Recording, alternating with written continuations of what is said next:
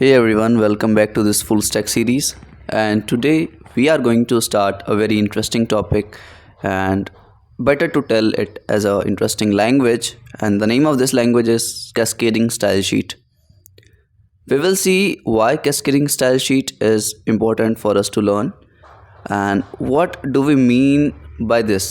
Means why this language came into existence, why it is playing a major role in the development of full stack in any kind of websites, any kind of applications. Why do we mainly require it? Okay, तो आज के lecture में हम CSS के ऊपर ही बात करेंगे. Will see some of the very important terms, कुछ हिस्ट्री के बारे में देखेंगे, कुछ डेफिनेशंस देखेंगे. Okay, so can we start?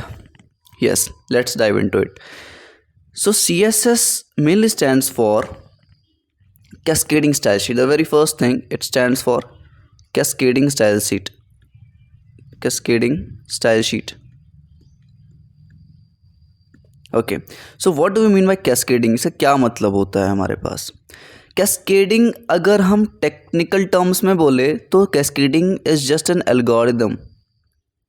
An algorithm और a process. एक ऐसा एल्गोरिदम है या फिर एक ऐसा प्रोसेस है जिससे ब्राउज़र समझता है. जिसे कौन समझता है? ब्राउज़र समझता है कि किस एलिमेंट को कैसे डिस्प्ले करवाना है स्क्रीन पे. ठीक है, मतलब cascading is just an algorithm. It is a process through which the browser understands कि how to represent an element on the screen. ठीक है, ये मेनली कैस्केडिंग का मतलब है. एंड इसकी हम डेफिनेशन की बात करते हैं अब. तो while talking about definition, तो it is just a language. Cascading style sheet क्या है? एक लैंग्वेज है. It is just a language that describes the style of HTML document.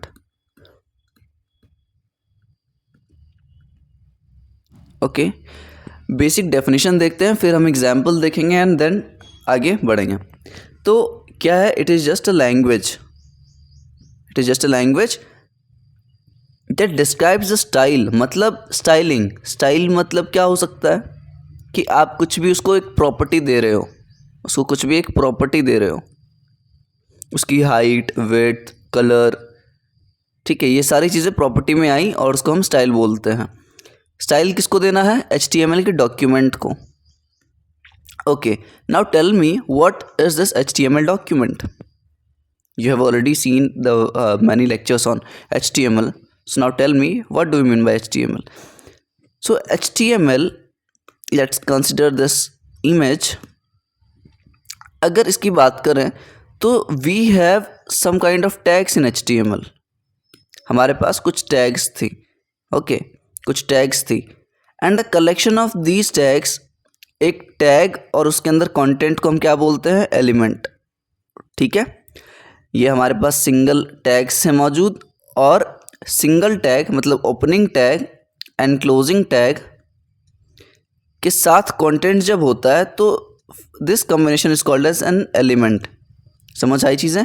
And the collection of element represented on a browser, कि कैसे हम अपने element को, a collection of element को रिप्रेजेंट कर रहे हैं ब्राउज़र पे, तो we call it as a document. ठीक है, ये बस HTML के केस में होता है. अब यही डॉक्यूमेंट जब ब्राउज़र पे रिप्रेजेंट हो रहा है, जब यही डॉक्यूमेंट ब्राउज़र पे रिप्रेजेंट होता है तो we call it as a DOM, document object model. ठीक है, एंड अगर आपको ब्राउज़र की वर्किंग नहीं पता, यहाँ पे I will mark a star, कि अगर आपको ब्राउज़र की वर्किंग नहीं आती, तो आप पहले वो देख लेना. क्योंकि एक आता है ब्राउज़र ऑब्जेक्ट मॉडल, एक होता है डॉक्यूमेंट ऑब्जेक्ट मॉडल, एक होता है CSS ऑब्जेक्ट मॉडल, CSS-OM. ठीक है, ये सारे कॉन्सेप्ट्स आप देख के आओ तो आपको ज़्यादा बेटर अंडरस्टैंडिंग होगी. But it is just a optional thing. ठीक है, it is just an optional thing to learn. Thereafter what we have कि हमें पता चल गया कि we call this as document. Okay, अब हम आगे बढ़ते हैं। तो we are talking about the definition of CSS। So हमने क्या बोला कि CSS क्या है? CSS is just a language that describes the style of a HTML document and its element। इसके साथ एक एलिमेंट भी आएंगी, ठीक है, ठीक है। It is also responsible for, ये बस इसका काम नहीं है, इसका काम बस इतना नहीं है कि रिप्रेजेंट करवा दिया काम खत्म, नहीं, ये लेआउट को भी संभालता है। It is also responsible for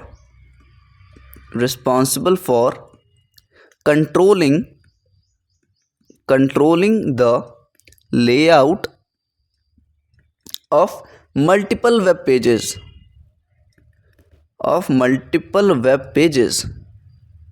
एक बात बताओ, जब हम, ये मेरा वेबसाइट है, this is my website and in this website I want to create n number of pages.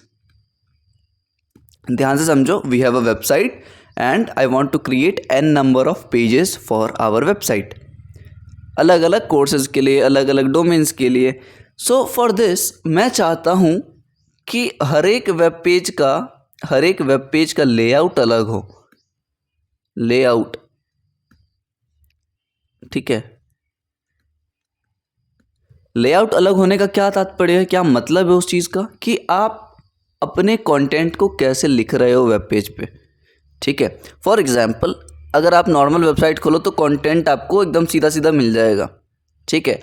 किसी वेबसाइट में क्या होता है कि आपको साइड नेविगेशन दे रखी होती है, ठीक है, एंड जब आप इस लिंक पे क्लिक करते हो तो आपका ये खुलता है, जब आप इस लिंक पे क्लिक करते हो तो दूसरा पेज रेंडर होता है। तो ये सब जो है ना वो लेआउट का पार्ट है, कैसे आप अपने कंटेंट को लिख पा रहे हो, रिप्रेजेंट कर पा रहे हो ब्राउज़र पे, तो वो कौन करता है, उसके लिए भी CSS रिस्पॉन्सिबल है। ओके, ठीक है, आगे बढ़ते हैं। ओके, होप सो कि यू आर गेटिंग एवरीथिंग, समझ आ रही होंगी सारी चीज़ें आपको। Thereafter what do we have is, let's come on to the second question, why CSS is created. हमारे पास HTML था, द वेरी इंपॉर्टेंट क्वेश्चन कि हर एक बच्चा पूछ सकता है कि मेरे पास HTML है, तो मैं सिर्फ HTML को यूज़ करके क्यों नहीं कर सकता सारी चीज़ें। तो very first thing, HTML was created to describe the content of web page, ठीक है। HTML, अच्छा चलो पहले एग्जाम्पल समझो। Let's say we have a human body, this is a human body, okay. तो ह्यूमन बॉडी के कितने पार्ट होते हैं? पार्ट तो बहुत सारे हैं, बट अगर हम उसको एक बेसिक तौर पे अगर सब डिवाइड करें तो कैसे आएंगी चीज़ें, कि हमारे पास जो भी हमारा स्ट्रक्चर है, स्केलेटन्स वगैरह हर चीज़, तो उसमें आएंगी structure, first thing. Second thing, outer layer, and third चीज़ कि प्रॉपर फंक्शनिंग हर एक ऑर्गन्स एंड ब्रेन, ओके। तो 3 चीज़ें आई हमारे बॉडी का, मेन 3 चीज़ ही है ना, स्ट्रक्चर, फिर उसमें आउटर लेयर एंड ब्रेन, जो लॉजिक परफॉर्म करता है, जो सारा काम करवाता है मेरे से। तो स्ट्रक्चर को हम we call it as HTML, ठीक है। आउटर लेयर को, जो हमारे पास स्किन है, जो हमारे पास आंखें है, everything that you see is CSS, can be considered inside CSS, cascading style sheet, क्योंकि हमारा स्टाइलिंग है ना वैसा। अगर आप आउटर स्क्रीन रिमूव कर दो तो कुछ दिखेगा ही नहीं ढंग से, ठीक है। स्ट्रक्चर तो सेम है सबका। एंड थर्ड जो चीज़ है ना, जो लॉजिक परफॉर्म कर रहा है, we consider it as JavaScript, okay. I know these all concepts are too much old to learn, but फिर भी हमें ये सीखना है। Why is this so? क्योंकि if you are getting into web development, if you want to be a मॉन stack developer और you want to be a full stack developer, तो अगर ये चीज़ें नहीं आती तो इंटरव्यूअर अगर आपसे ये चीज़ पूछता भी है तो ये ऐसे नहीं पूछेगा, वो आपको कन्फ्यूज़ कर देगा इस चीज़ में कि CSS OM क्या होता है, DOM क्या होता है, कैसे रेंडर करवाती है, ये सारी चीज़ें जो हम पढ़ेंगे आगे, ठीक है। But at least you should know each and everything related to a particular language, ठीक है। तो ये रहा काम HTML, CSS एंड जावास्क्रिप्ट का, ठीक है। तो HTML के लिए जब हम लार्जर वेबसाइट बनाते हैं, while talking about larger website, अभी हम वेबसाइट कंसिडर करते हैं, तो it becomes very difficult for us to maintain and design them, ठीक है। अगर स्मॉलर वेबसाइट हो तो ठीक है, लेकिन कोई अगर प्रोडक्शन लेवल वेबसाइट बनाए हम, तो हमारे लिए ये डिज़ाइन करना उसको बहुत ही डिफ़िकल्ट हो रहा है। क्या करना? डिज़ाइन करना। डिज़ाइन मतलब प्रॉपर स्टाइलिंग करना, ठीक है। It becomes very difficult for us, okay. And इसी प्रॉब्लम को मेजरली सॉल्व करने के लिए CSS was introduced. Got it? So this was the main concept. अब लॉजिक आप रिलेटेबल कैसे हैं वो देखो। HTML, ये रहा हमारे पास HTML। बेसिक डिफरेंस जो CSS के आने के बाद चेंजेस हुई, और ये CSS, we have HTML document, we know doctype, we have heading tag, ठीक है। Thereafter we have body tag, heading tag, body tag and last HTML का क्लोज कर देना, ठीक है। तो this is our basic structure of HTML। तो HTML में ध्यान से देखना, HTML में जब हेडिंग टैग क्लोज होता है ना, हेड, तो इससे पहले हम अपने CSS वाले पार्ट को इंक्लूड करते हैं। ध्यान से समझो, मैं आगे बताऊंगा कि what are the different scenarios where we can use our CSS, हम कहाँ अपने CSS को लिख सकते हैं। But before that it's very important for us कि समझना कि HTML में हम CSS पहले कैसे लिखते थे और CSS एक्चुअली में आने के बाद हम कैसे उसको रिप्रेजेंट करते हैं, ये एक्चुअल डिफरेंस है, ठीक है। तो यहाँ हेडिंग से पहले हम अपने CSS को लिखते थे। कैसे लिखते थे सर? ये हम लिखते थे स्टाइल में, ठीक है। हमारे पास एक स्टाइल नाम का टैग है और इस स्टाइल के अंदर हम अपने CSS को डिफाइन करते थे and we close this style tag, ठीक है। अब CSS भाई जब CSS आया इस पूरे फील्ड में, तो चेंजेस ये हुई कि ये जो टैग है ना, ये रिमूव हो गया। कहाँ से? ये HTML के डॉक्यूमेंट से रिमूव हुआ है। जब भी ये चीज़ रिमूव हुआ तो HTML जब पेज मतलब लोड होगा वेबसाइट पे जब लोड होगा वो HTML डॉक्यूमेंट हमारा, तो डेफिनेटली ये कम स्पेस लेगा, कम साइज होगा इसका, समझ रहे हो। एंड मैं ये डिमॉन्स्ट्रेट करके दिखाऊंगा कि जब आप चीज़ें कम कोड में लिखते हो तो वो कम साइज़ की रहती है और वो फास्टर एग्जीक्यूट होती है ब्राउज़र पे। समझ आई चीज़ें? तो CSS के आने की वजह से ये जो स्टाइल टैग हम डिफाइन कर रहे थे हमारे डॉक्यूमेंट में ही, तो वो रिमूव हो गया, ठीक है। तो क्या डिसएडवांटेज थी इस चीज़ की? मतलब अगर रहता भी तो क्या दिक्कत था डॉक्यूमेंट में? देखो, मेन चीज़ तो एक क्या है कि हमारे पास पेज की साइज़ बड़ी होती, ठीक है। ज़्यादा फ़र्क नहीं आता, बाइट्स में आती है। मैं बता दूं आपको, ये जो साइज़ का फ़र्क आता है ना, अभी के लिए वो बाइट में रहेंगी, ठीक है। अराउंड 560 बाइट्स कुछ अराउंड आती है, ठीक है। तो ये पहला रीज़न है कि अगर वो रिमूव कर दो तो बेटर है अपने लिए। एंड ये भी देखो ना कि मान के चलो अगर मैं सिर्फ HTML में काम कर रहा हूँ, आई am writing my website, I am coding my website and proper HTML, तो इसमें प्रॉब्लम ये है कि सर आप सारा चीज़ तो डिफाइन कर दोगे, लेकिन जब बात आएगी स्टाइलिंग की, अभी मैं HTML में ही लिख रहा हूँ स्टाइल, तो मान के चलो आपको 1000 पेजेस बनाना है, तो 1000 पेज के लिए आप यहाँ पे डिफाइन करोगे तो ये ज़्यादा मेसी नहीं हो जाएगा, ये ज़्यादा कॉम्प्लेक्स नहीं हो जाएगा हमारे लिए। तो ऐसा कोई तरीका है जिसके मदद से हम ये चीज़ एक सेपरेट फाइल में लिखें? है क्या कोई तरीका? तो वही चीज़ हम देखने वाले हैं। तो ये सारी सिनेरियो आपको समझ आ रही होंगी। Let's move to the next concept कि CSS तो आ गया, अब कौन कौन से इसके एक्चुअल में वर्जन हैं जो हमें पता होने चाहिए, ठीक है, एंड क्या किस वर्जन में कौन कौन से नए फीचर्स इंक्लूड हुए हैं, ये बेसिक आइडिया होना चाहिए हमें, ठीक है। हम ज़्यादा डेप्थ में नहीं पढ़ेंगे इस चीज़ को क्योंकि इट्स लाइक कि ज़्यादा नहीं समझना है हमें, ठीक है। CSS और HTML इंटरव्यू में आपसे ज़्यादा कोई नहीं पूछेगा, बट हाँ कुछ कॉन्सेप्ट्स हैं ग्रिड का, लेआउट का, जो कि हम बात करेंगे, ठीक है। तो वो कॉन्सेप्ट्स आपसे सभी पूछेंगे, बट ये चीज़ें पता होनी चाहिए if you are starting with WebD। So what are the different version of CSS? तो CSS की 3 वर्जन है, CSS का 3 वर्जन है, जिसमें कि the very first is CSS 1, ठीक है, कैस्केडिंग स्टाइल शीट 1। एंड जो फर्स्ट वर्जन था ना CSS का, इट वाज इंट्रोड्यूस्ड इन 1996 में ये इंट्रोड्यूस हुआ था। एंड इसके कुछ फीचर्स आप लोग ये लिखते रहना, या तो लिखो या तो स्क्रीनशॉट ले लो, ठीक है। 1996 में CSS 1 इंट्रोड्यूस हुआ था एंड इसकी जो मेन फीचर्स हैं वो है text styling, text what I am writing wait text styling, text को आप स्टाइल कर सकते हो, फॉन्ट वगैरह चेंज कर सकते हो, मार्जिन का कॉन्सेप्ट था इसमें, पैडिंग का है, पैडिंग प्रॉपर्टी भी ऐड कर सकते हो, एंड बैकग्राउंड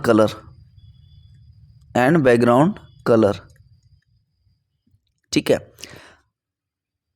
ठीक है। तो 1996 में CSS 1 इंट्रोड्यूस हुआ एंड ये कुछ उनके फीचर्स हैं। अब CSS 2 आया, ठीक है, CSS 2 1998 में आया था एंड इसके फीचर्स में क्या आती हैं? सबसे पहले मीडिया के जो भी कॉन्सेप्ट थे, ऑडियो वीडियो को अच्छे से रिप्रेजेंट करना कैसे कर सकते हैं, वो सारी चीज़ें थी, और डिफरेंट स्टाइलिंग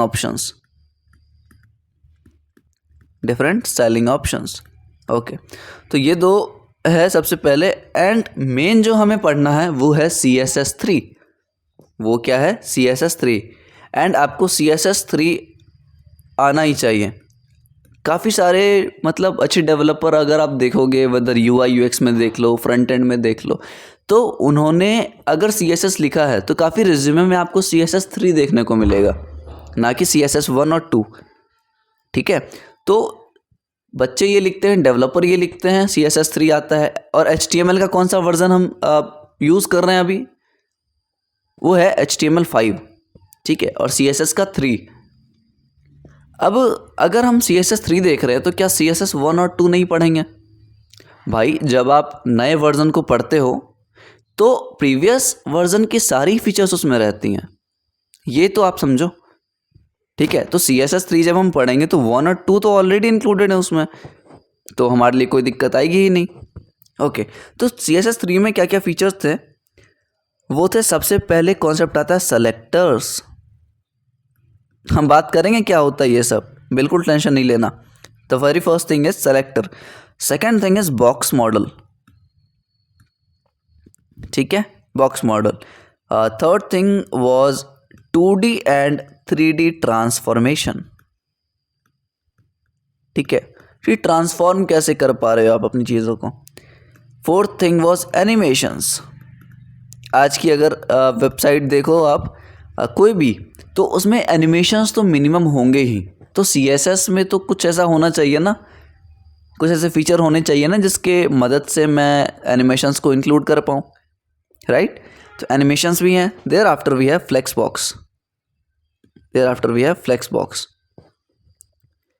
बॉक्स के बाद हमारे पास लास्ट और very important is grid layout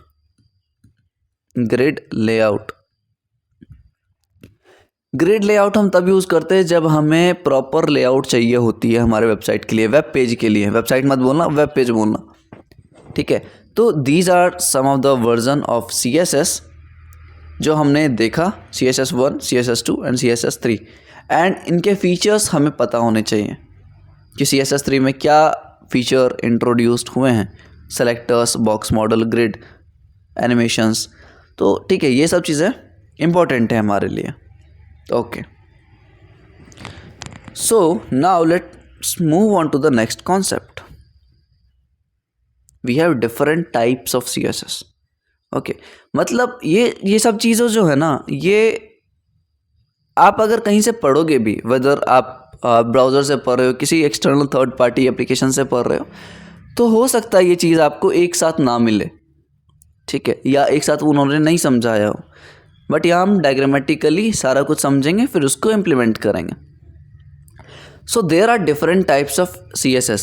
अब नाम सुन के आपको लग रहा होगा कि इंटरनल एक्सटर्नल क्या होता है, इनलाइन क्या होता है, बट जब आप इम्प्लीमेंट करोगे you will realise that it's very simple. Okay, so the very first thing is internal CSS. Internal CSS क्या मतलब है? इंटरनल का मतलब अंदर. अंदर हम कहाँ डिफाइन करते हैं?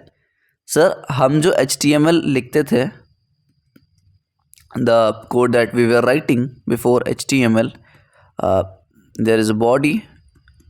Okay, let me do this first. And here is head tag. Okay, this is our head tag. So head tag के अंदर हम क्या डिफाइन करते थे? अपना style tag. Okay, and inside this style tag we were writing our CSS. ठीक है, समझ आया? इसी को हम इंटरनल CSS बोलते हैं कि HTML वाले कोड में ही इंटरनली आप CSS यूज़ कर लो. Okay, so this is known as internal CSS. Thereafter external CSS.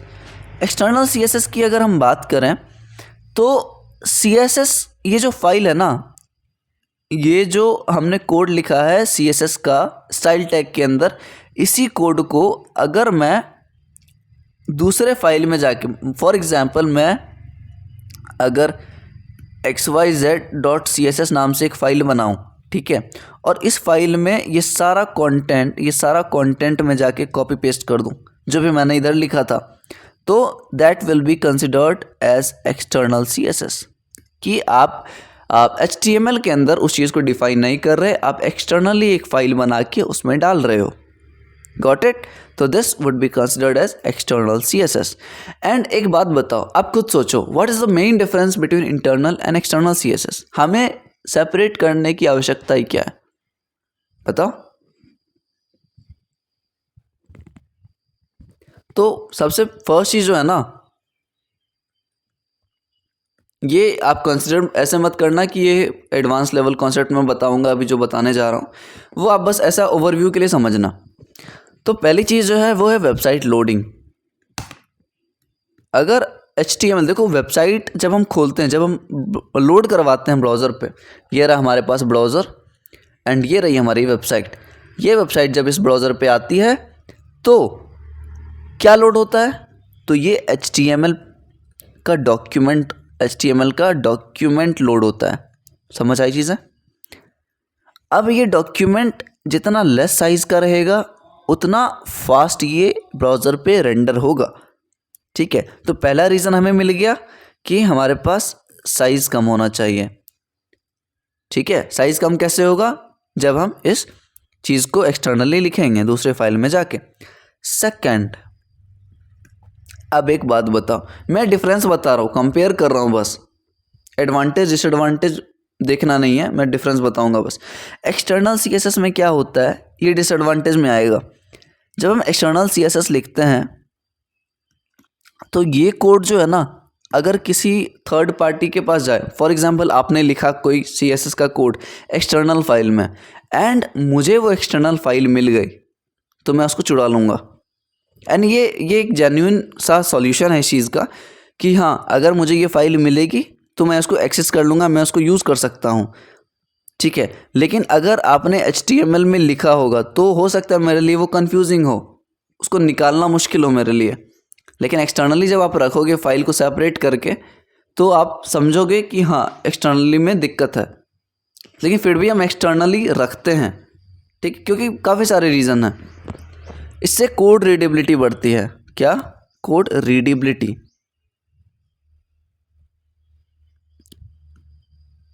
ठीक है, फिर थर्ड चीज़ आती है कि डेवलपर के लिए ये आसान होता है टू राइट कोड. ठीक है, उसके लिए ये कॉम्प्लेक्स नहीं होता. फिर अगर आप एक्सटर्नल फाइल में लिखते हो तो it's not too much complex.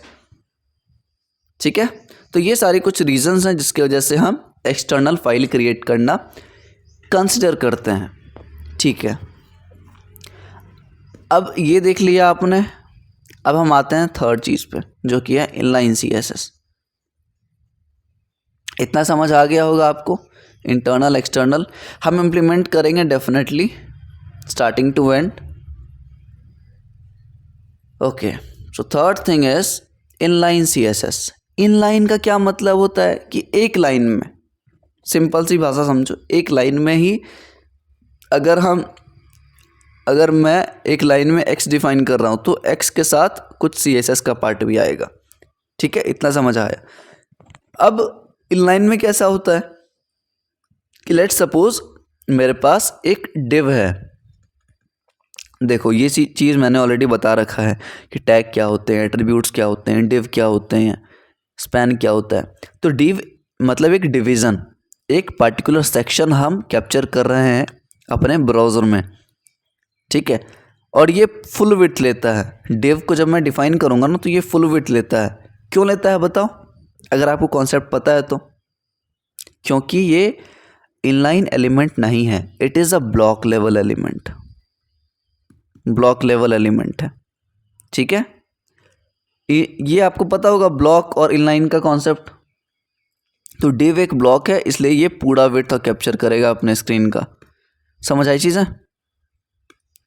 तो वो नहीं बता रहा मैं अभी। ये है ना कि मैंने एक डिव लिया, I have a div and मैं जान के अभी स्पेस दे रहा हूँ एंड यहाँ पे मैंने XYZ लिखा डिव के अंदर एंड यहाँ पे मैं डिव क्लोज कर दूंगा। तो इस डिव के अंदर मैं क्या लिख सकता हूँ, मैं एक एट्रीब्यूट डिफाइन कर सकता हूँ। And you know what is attribute? Attribute ऐसी प्रॉपर्टी होती है जो मैं किसी एलिमेंट को देता हूँ। तो व्हाट इज एट्रीब्यूट? एट्रीब्यूट हम डिफाइन कर सकते हैं यहाँ पे direct, style is equal to colour red. ठीक है, ये सेम चीज आप यहां लिखोगे। इसको हटाओ, क्लोज ऑलरेडी हमने कर रखा है तो क्लोज करने की आवश्यकता नहीं है हमें। तो आप क्या कर रहे हो, एक ही लाइन में ये सब चीज आपकी एक लाइन में आ रही है, इसलिए हम इनलाइन बोल सकते हैं इस चीज को। एंड वहीं पे आप एक पर्टिकुलर एलिमेंट को स्टाइलिंग दे रहे हो। स्टाइल नाम के इस पूरे को क्या बोलेंगे, एट्रीब्यूट बोलेंगे। ठीक है, और ये क्या हो गया, ये हुआ प्रॉपर्टी। हर एक चीज़ को तोड़ तोड़ के समझो। एंड ये क्या है, ये है वैल्यू। ठीक है, हमने एक एट्रीब्यूट लिया जिसमें एट्रीब्यूट्स में क्या आती है, property colon value, property colon value. यही आपको रटना है, यही आपको समझना है। ठीक है, तो we have seen different types of CSS, internal, external and inline. In the next video we will implement all these things. ठीक है, एंड इसके बाद हम और अच्छे अच्छे कॉन्सेप्ट्स पे जाएंगे, जैसे सेलेक्टर्स हो गए जो CSS3 का पहला फीचर था, आपको याद होनी चाहिए। ठीक है, तो will implement this in the next lecture. Till then take care and stay tuned for the next concept. Make sure to subscribe. Thank you.